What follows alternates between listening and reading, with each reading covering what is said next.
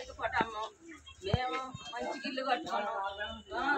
మాకు ఎప్పుడు మంచి బాధ లేదు. 2-3 సంవత్సరాల నుంచి ఈ సింగరీని వచ్చిన కాడ నుంచి ఈ బాంబు దెబ్బలకి మా ఇల్లు అంతా శుభ్రంగా నిర్రబలిగి ఇప్పుడు ఈ వానకి శుభ్రంగా కూలిపోయిందయ్యా. మేము కుటుంబం కూడా ఇంట్లో ఉండే తట్టుకు లేమయ్యా.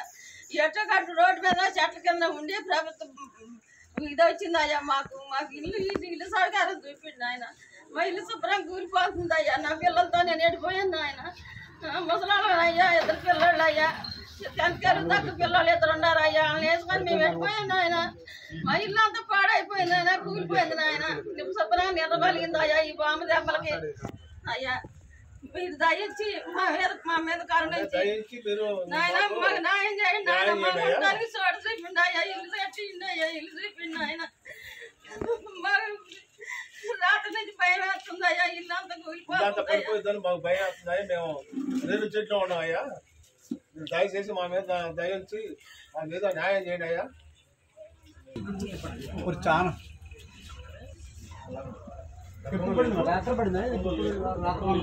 రాత్రానికి అయ్యా భయం వేసి కూర్చున్నాం లేచి.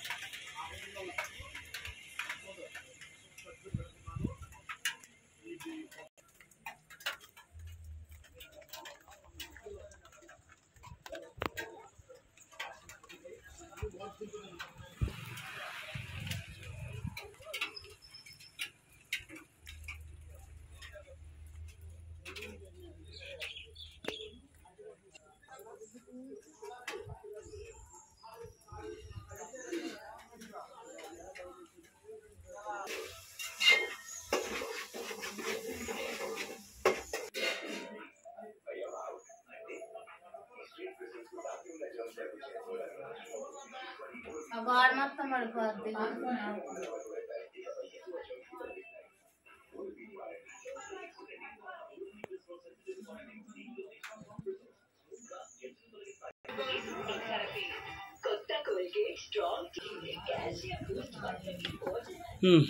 చెప్పాక అయిపోయింది.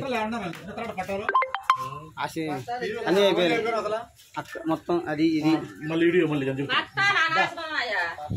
ప్రస్తుతానికి అది కూడా ఒక ఎవిడెన్స్.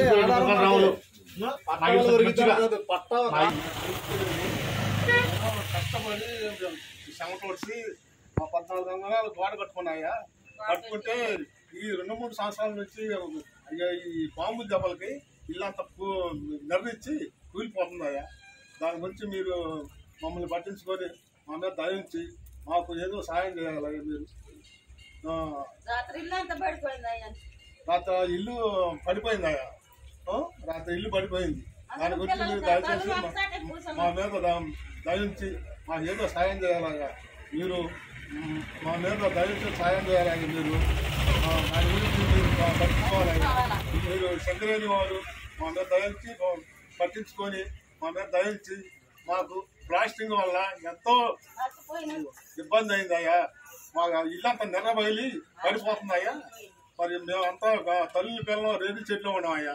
రాత్రి నుంచి ఎంతో భయం వేసింది. ఇంట్లో ఉండే పరిస్థితి లేదయ్యా. సార్ మేము మా మీద దయించి 14 అంగుళాల గోడ అయ్యా. 14 అంగుళాల గోడ అది ఎంతో కష్టపడి కట్టించుకున్నాయా. నేను ఇంతవరకు